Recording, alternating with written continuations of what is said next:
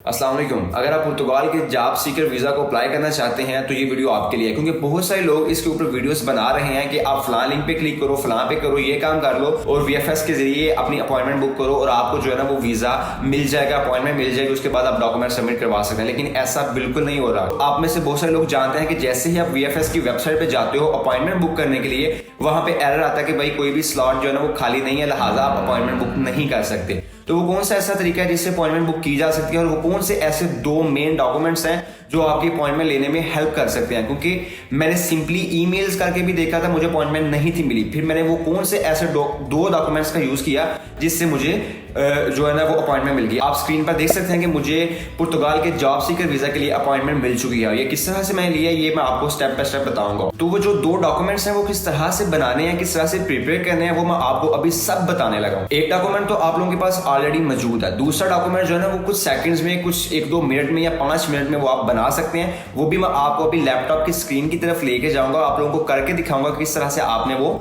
Document जो है ना वो दूसरे वाला को जनरेट करना है। तो ये बिल्कुल आसान होने वाला है। आपका भाई आपको स्क्रीन के ऊपर दिखाएगा सबके किस तरह से करना है। तो अगर आपने वीडियो को लाइक नहीं किया हुआ तो लाइक कर लें, चैनल को सब्सक्राइब नहीं किया तो सब्सक्राइब भी कर लें, क्योंकि मैं चाह रहा हूँ कि यार इस तरह की अच्छी अच्छी वीडियोस आपके लिए जो स्टेप बाय स्टेप हों वो मैं लेकर जरूर आता रहूँ। तो अभी मैं आपको लैपटॉप की स्क्रीन की तरफ लेकर चलता हूँ। घबराइए मत, अगर आप लोगों के पास मोबाइल है तो मोबाइल में भी ये बिल्कुल सेम प्रोसीजर होने वाला, कुछ भी डिफरेंट नहीं है, इसलिए टेंशन फ्री होकर बैठे। वीएफएस के जरिए ये काम नहीं होने वाला, ठीक है?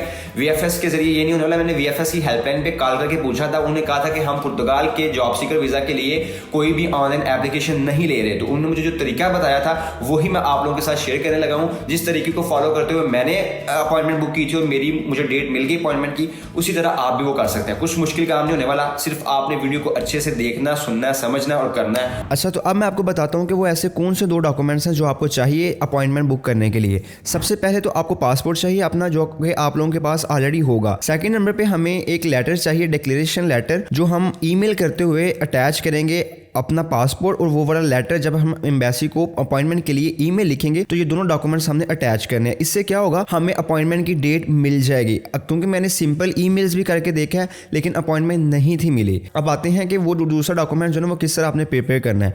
सिंपली यहाँ पे अपने गूगल पे यहाँ पे लिखें जॉब सीकर वीज़ा पुर्तगाल। ये आपके सामने फर्स्ट पे आएगा visto.mne.government.pt। इसको ऊपर आपने क्लिक कर लेना है। जैसे ही इसके ऊपर क्लिक करेंगे स्क्रॉल डाउन करना है नीचे और यहाँ पे स्पेसिफिक डॉक्यूमेंट्स के अंडर नीचे आ रहा होगा proof of presentation of a declaration of expression of interest for enrolment in the IEFP। ठीक है, इसके ऊपर आपने क्लिक करना है। ये IEFP का डॉक्यूमेंट हमें चाहिए। ये आपको और भी यूट्यूबर्स बता रहे होंगे, लेकिन क्योंकि ये रिक्वायर्ड होता है, लेकिन अपॉइंटमेंट अप्लाई करने के लिए, अपॉइंटमेंट की ईमेल करने के लिए भी हमें ये डॉक्यूमेंट की ज़रूरत है। क्योंकि हम इसको और अपने पासपोर्ट को अटैच करेंगे तो हमें अपॉइंटमेंट की डेट मिल जाएगी एम्बेसी की तरफ से। अगेन मैं कह रहा हूँ कि ये VFS की तरफ से नहीं होगा, हमें मैनुअली डायरेक्ट एम्बेसी को ईमेल करनी पड़ेगी। और ईमेल किस तरह से लिखनी है और साथ में ये दो डॉक्यूमेंट्स जो अटैच करने हैं ये मैं आपको भी करके दिखाने वाला हूँ। यहाँ पे ये पेज ओपन हो जाएगा। यहाँ पे आप देख रहे होंगे ये वाला जो लिंक है इसके ऊपर आपने क्लिक करना है। ये इसके नीचे आ रहा होगा to make the expression of interest declaration for registration with the IEFP you must fill the following form. ये वाला फॉर्म जो है ना ये हमने फिल करना है। इसके ऊपर आपने क्लिक कर देना है। मोबाइल पे भी सेम प्रोसीजर है, सेम रिजल्ट्स आपके सामने शो हो रहे होंगे। तो आपके सामने ये जॉब सर्च वीज़ा एप्लीकेशन वाला फॉर्म जो है ना वो ओपन हो जाएगा, जो कि पुर्तगाल की जानिब से है। ठीक है, ये declaration of expression of interest for IEFP registration ये रिक्वायर्ड है। ठीक है, आपने जब अपॉइंटमेंट लेनी है तब भी रिक्वायर्ड है और वैसे भी जब आप पुर्तगाल जाएंगे, जॉब अप्लाई करेंगे, जो आपने डॉक्यूमेंट्स एम्बेसी में सबमिट करवाने हैं वहाँ पे भी ये फॉर्म आपका अटैच होगा। अभी मैं आपको बताता हूँ यहाँ पे क्या करना है। यहाँ पे आप फर्स्ट नेम, जो आपका फर्स्ट नेम है, ठीक है, वो आपने लिख लेना है। जैसे कि मैं फॉर एग्जांपल लिख लेता हूँ उमैर। आगे सर नेम में उसका नाम होगा जी, जैसे फॉर एग्जांपल मलिक। ये आपने अपना फर्स्ट नेम और यहाँ पे लास्ट नेम लिखना है। आगे डेट ऑफ बर्थ है, जो आपकी date of birth ID card के ऊपर है यहाँ पे आपने वो मेंशन कर देनी है। फिर है जी NR ऑफ पासपोर्ट, यहाँ पे आपने अपना पासपोर्ट नंबर लिखना है। फॉर एग्जांपल जो भी आपका 9 डिजिट्स का पासपोर्ट नंबर है वो आपने यहाँ पे एंटर करना है। उसके बाद ये एमिशन डेट, ये एमिशन डेट क्या है जी, पासपोर्ट की इशू डेट। ठीक है, जब जिस डेट को आपका पासपोर्ट इशू हुआ था यहाँ पे आपने वो डेट एंटर करनी है। ठीक है, वो सिलेक्ट करके आप यहाँ पे एंटर कर सकते हैं। ये मैं रैंडम डिटेल्स डाल रहा हूँ लेकिन आपने एक्यूरेट डालनी है जो आपके पासपोर्ट के ऊपर है। फिर यहाँ पे आपने एक्सपायरी डेट डालनी है अपने पासपोर्ट की, जो एक्सपायरी डेट मेंशन होगी आपने वही यहाँ पे अटैच करनी है। ठीक है, उसके बाद ये पूछना चाहिए नेशनैलिटी, आपकी नेशनैलिटी पाकिस्तान की है तो आपने यहाँ पे पाकिस्तान सिलेक्ट करके एंटर कर देना है। फिर आपने कंट्री ऑफ रेजिडेंस क्या कि अगर फॉर एग्जांपल आपकी नेशनलिटी तो पाकिस्तान की है लेकिन आप दुबई में रह के भी काम कर रहे हैं तो यहाँ पे आप दुबई कर सकते हैं, लेकिन अगर आपकी नेशनलिटी भी पाकिस्तान की और रहते भी पाकिस्तान में ही है तो आपने यहाँ पे भी पाकिस्तान ही सिलेक्ट करना है, ठीक है। उसके बाद ईमेल, यहाँ पे आपने अपनी प्रॉपर ईमेल जो आप यूज़ करते हैं वो वाली ईमेल आपने एंटर करनी है, क्योंकि जैसे ही आप ये फॉर्म जो है वो सबमिट करेंगे तो उसके बाद फाइनल फॉर्म जो है ना वो एक दिन के अंदर अंदर या 5-6 घंटों के बाद आपको ईमेल आएगा। उस ईमेल में ये सारी डिटेल्स मेंशन होंगी जो जहाँ पे आप प्रोवाइड कर रहे हैं। वो एक फॉर्म, एक पेज, एक पीडीएफ की सूरत में आपको वो सेंड करेंगे। फिर वही जो पीडीएफ होगी वो हमने अपॉइंटमेंट लेने के लिए अपनी ईमेल के साथ अटैच करनी है और अपने डॉक्यूमेंट्स भी जब सबमिट करवाने हैं तब भी हमने उसका प्रिंट आउट लेके वहाँ पर अटैच करना है। तो आपने अपनी एक्टिव ईमेल देनी है, जो भी फॉर एग्जाम्पल आपकी ईमेल है तो उसको यहाँ पे आपने एंटर करना जो आपकी एक्टिव ईमेल है। फिर यहाँ पे अपनी एजुकेशन का बताना है, कितने साल की आपकी एजुकेशन है। For example up to 4 years of schooling from 5 to 9 years जितनी भी आपकी है वो आपने यहाँ पे एंटर करना है। अगर आप यूनिवर्सिटी से ग्रेजुएट हैं तो आप यूनिवर्सिटी एजुकेशन कर सकते हो। अगर आप 12 पढ़े हुए हो तो यहाँ पे 12 years ऑफ स्कूलिंग या कम पढ़े हो तो इतना कर सकते हो, ठीक है। मैं यहाँ पे 12 year कर रहा हूँ। आगे है जी areas in which you have worked have professional experience. अब यहाँ से आपने वो 5, ये देखो ये कह रही हैं please select at most 5 answers, लेकिन मैं रिकमेंड करता हूँ कि आप मैक्सिमम 3 सेलेक्ट करें, ठीक है। मिनिमम भी 3 और मैक्सिमम भी 3। अब यहाँ से आपने ढूंढ लेना कि आपको किस चीज़ में एक्सपीरियंस है। अगर तो आपने पहले कहीं में काम किया हुआ है तो फिर तो वेल एंड गुड है, नहीं तो जो आपको ईजी लगते हैं यहाँ से आपने वो सिलेक्ट कर लेने हैं। जैसे यहाँ पे बहुत सारे आ रहे हैं, बायोलॉजिस्ट, इलेक्ट्रिकल, इंडस्ट्रियल, बहुत सारे आ रहे हैं। जो आप जिस फील्ड में आपने काम किया वहाँ से आपने ये 3 सेलेक्ट कर लेने हैं। फॉर एग्जाम्पल मैं यहाँ पे सिलेक्ट करूँगा इंफॉर्मेशन टेक्नोलॉजी एक्सपर्ट्स और दूसरा मैं करूंगा यहाँ से क्लर्क्स और बाद में मैं करूंगा होटल रिसेप्शनिस्ट। उसके बाद नीचे ये है कि professional areas in which you are looking for a job. आप जिस एरिया में जिस फील्ड में आप जॉब फाइंड करना चाह रहे हैं वो यहाँ पे सिलेक्ट करने हैं, लेकिन यहाँ पे आप वही सिलेक्ट करें जो आपने पीछे जिनमें आपका एक्सपीरियंस है। तो अगेन मैं वही 3 फील्ड जो है ना सिलेक्ट कर लूँगा जो मैंने वहाँ पे की थी। इन्फॉर्मेशन टेक्नोलॉजी था, दूसरा था जी क्लर्क्स वाला और तीसरा था होटल रिसेप्शनिस्ट। इनमें से जो आपका एक्सपीरियंस है जिस फील्ड में आपने काम किया हुआ है वही करिएगा, ये नहीं कि जैसे मैं कर रहा हूँ इसी तरह करना है, ठीक है। बहुत सारी फील्ड्स हैं, आप कोई से भी 3 जो ना यहाँ से चूज़ कर सकते हो। उसके बाद है ईयर्स ऑफ प्रोफेशनल एक्सपीरियंस। अगर आपका एक्सपीरियंस है तो वो कितने साल का है, 0 से 1 साल का, 2 से 3 साल का, जितना भी आपका एक्सपीरियंस है वो यहाँ पे आपने मेंशन कर देना है। उसके बाद है लैंग्वेज नॉलेज। आपको कौन कौन सी लैंग्वेजेस आती हैं। अगर इंग्लिश आती है तो इंग्लिश पे भी क्लिक करें, उर्दू आती है तो यहाँ पे आपने अदर में उर्दू जो है ना वो लिख देनी है। उसके बाद नीचे ऑप्शन है जी कॉन्टैक्ट लैंग्वेज। अब कॉन्टैक्ट लैंग्वेज का मतलब ये है कि आपको ये किस लैंग्वेज में कॉन्टैक्ट करें, किस लैंग्वेजेस में आपको ईमेल्स लिखेंगे। तो यहाँ पे आपने इंग्लिश ही सिलेक्ट करनी है। उसके बाद आ जाएं कि यहाँ आपने एक दफ़ा सारा पार्ट देख लेना कि आपने सारी डिटेल्स अच्छे से सही से मेंशन की हुई हैं। जब सब कुछ ओके है फिर यहाँ दोनों के ऊपर आपने चेक लगा देना, आई एक्सेप्ट और आई डिक्लेयर पे, ठीक है। उसके बाद आपने सबमिट के ऊपर क्लिक कर देना। जैसे ही आप सबमिट के ऊपर क्लिक करेंगे तो आपको मैसेज आएगा thanks for participating in the job search visa, इस तरह का आपको मैसेज आएगा।